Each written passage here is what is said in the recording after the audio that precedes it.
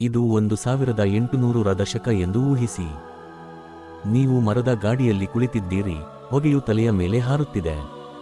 ಗಂಟೆಗೆ ಕೇವಲ 30 ಕಿಲೋಮೀಟರ್ ವೇಗದಲ್ಲಿ ಪ್ರಯಾಣಿಸುವುದನ್ನು ಕಲ್ಪಿಸಿಕೊಳ್ಳಿ ಮತ್ತು ಅದು ವೇಗವಾಗಿದೆ ಎಂದು ಊಹಿಸಿ. ಮತ್ತು ಬನ್ನಿ, 2000ರ ದಶಕಕ್ಕೆ ನೀವು ನಿಮ್ಮ ಕಿಟಕಿಯಿಂದ ದೈತ್ಯಕಾರದ ಕಟ್ಟಡಗಳನ್ನು ನೋಡುತ್ತಿದ್ದೀರಾ. ಈಗ 300ಕ್ಕೂ ಹೆಚ್ಚು ವೇಗದಲ್ಲಿ ನೆಲದ ಮೇಲೆ ಪ್ರಯಾಣಿಸುವುದನ್ನು ಕಲ್ಪಿಸಿಕೊಳ್ಳಿ. ಹೊಗೆ ಇಲ್ಲ, ಗಲಾಟೆ ಇಲ್ಲ, ಕೇವಲ ಮೌನ ಮತ್ತು ವೇಗ. ನಾವು ಕಲ್ಲಿದ್ದಲಿನ ಹೊಗೆಯನ್ನು ಬಿಡುವ ಸ್ಟೀಮ್ ಚಾಲಿತ ಇಂಜಿನ್ಗಳಿಂದ ಈ ಭವಿಷ್ಯದ ಚಲನೆಯ ಅದ್ಭುತಗಳಾದ ಬುಲೆಟ್ ರೈಲುಗಳಿಗೆ ಹೇಗೆ ಬಂದೆವು ತಿಳಿದುಕೊಳ್ಳೋಣ ಬನ್ನಿ. ಹಾಯ್, ಇಂಟು ದಿ ಎಕ್ಸ್ ಚಾನೆಲ್ಗೆ ಮತ್ತೆ ಸ್ವಾಗತ. ಮತ್ತಷ್ಟು ಇಂಟ್ರೆಸ್ಟಿಂಗ್ ಮಾಹಿತಿಯನ್ನು ತಿಳಿಯೋಣ. ಇಂದು ನಾವು ರೈಲುಗಳ ಆಕರ್ಷಕ ಇತಿಹಾಸಕ್ಕೆ ಹೋಗೋಣ. ಮೊದಲ ಸ್ಟೀಮ್ ಲೋಕೋಮೋಟಿವ್ಗಳಿಂದ ಹಿಡಿದು ಇಂದಿನ ಅತ್ಯಾಧುನಿಕ ಬುಲೆಟ್ ರೈಲುಗಳವರೆಗೆ ಪ್ರಯಾಣ ಬೆಳೆಸೋಣ ಬನ್ನಿ. ಇದೆಲ್ಲವೂ 19ನೇ ಶತಮಾನದ ಆರಂಭದಲ್ಲಿ ಪ್ರಾರಂಭವಾಯಿತು.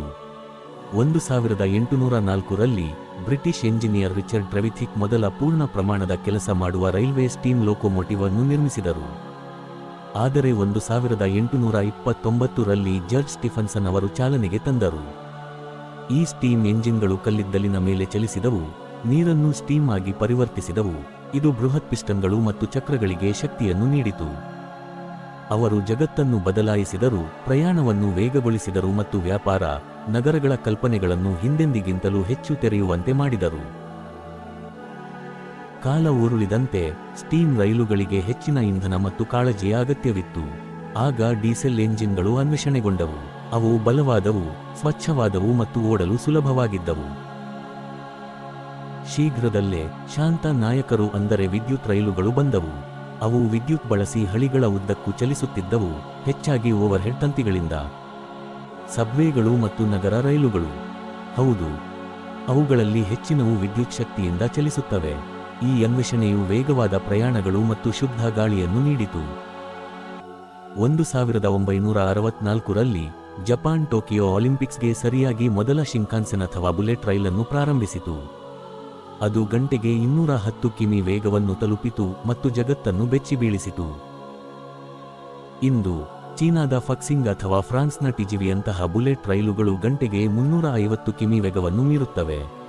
ಅವು ಕಾರುಗಳಿಗಿಂತ ಮತ್ತು ಸಣ್ಣ ಪ್ರಯಾಣಗಳಲ್ಲಿ ಕೆಲವು ವಿಮಾನಗಳಿಗಿಂತ ವೇಗವಾಗಿ ಚಲಿಸಲು ಮ್ಯಾಗ್ನೆಟಿಕ್ ಲೆವಿಟೇಷನ್ ಅಥವಾ ಮ್ಯಾಗ್ಲೆವ್, ಏರೋಡೈನಾಮಿಕ್ ಡಿಸೈನ್ ಮತ್ತು ಅಡ್ವಾನ್ಸ್ ರೈಲು ತಂತ್ರಜ್ಞಾನವನ್ನು ಬಳಸುತ್ತವೆ. ಆದರೆ ನಾವು ಅಲ್ಲಿ ನಿಲ್ಲುವುದಿಲ್ಲ.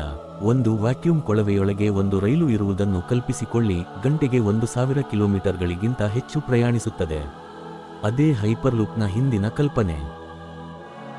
ಮತ್ತು ಸಂಪೂರ್ಣವಾಗಿ ಹೈಡ್ರೋಜನ್ ಅಥವಾ ಸೌರಶಕ್ತಿಯಿಂದ ಚಲಿಸುವ ಸುಸ್ಥಿರ ರೈಲುಗಳನ್ನು ಈಗಾಗಲೇ ಪರೀಕ್ಷಿಸಲಾಗುತ್ತಿದೆ.